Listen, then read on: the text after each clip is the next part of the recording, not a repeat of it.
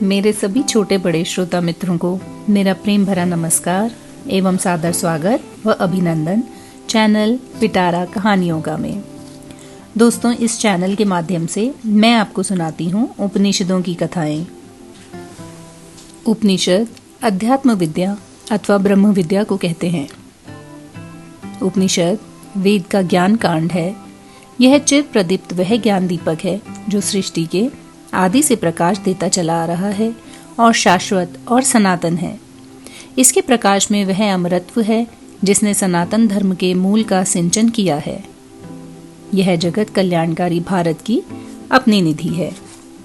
तो आप भी ज्ञान की इस दिव्य यात्रा में हमारे साथी बनिए, क्योंकि हर गाथा कुछ सिखाती है और हर सीख जीवन बदल देती है।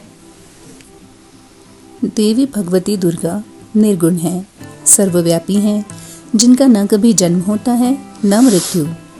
उन्हीं भगवती की सात्विक, राजसी और तामसी शक्तियाँ स्त्री की आकृति में महालक्ष्मी, महासरस्वती और महाकाली के रूप में प्रकट होती हैं। संसार की अव्यवस्था दूर करने के लिए ये शक्तियाँ प्रत्येक युग में अवतार धारण करती हैं। एक समय की बात है, पुराणों के रचयिता महर्षि वेद व्यास सरस्वती नदी तट पर अपने आश्रम में बैठे थे। तभी उनकी दृष्टि दो गौरैया पक्षियों पर पड़ी, जो अपने बच्चों को दाना चुगा रहे थे और स्नेह कर रहे थे। देवी भगवती की माया से व्यास जी के मन में भी संतान और उसका प्रेम पाने की इच्छा जागृत हुई।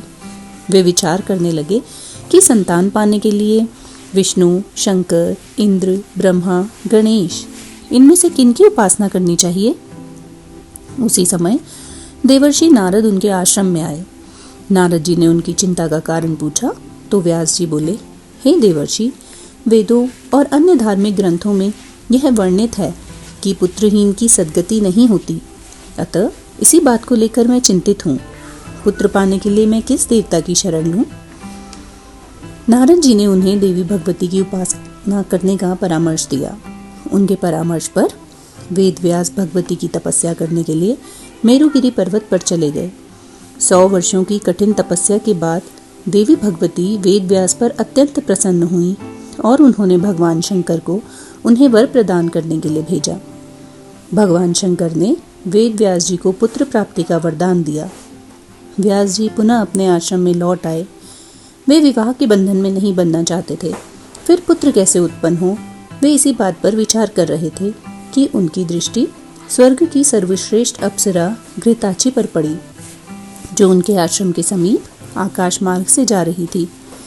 घृताची ने देखा व्यास जी उनकी ओर एकटक दृष्टि से देख रहे हैं। वह आतंकित हो गई कि मुनि कहीं उन्हें श्राप ना दे दें। उसने तोती का रूप धारण कर लिया और भयभीत होती हुई वह मुनि के आगे से निकली। अप्सरा को देखते ही मुनि के शरीर में काम का संचार हो गया।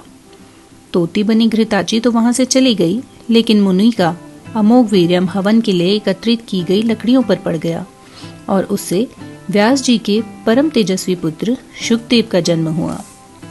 शुकदेव जन्म से ही व्यास जी की भांति धर्मनिष्ठ, वेदमूर्ति और ज्ञानवान थे। वे शीघ्र ही बड़े हो गए तो व्यास जी ने उन्हें गुरुकुल में शिक्षा दीक्षा के लिए भेजा।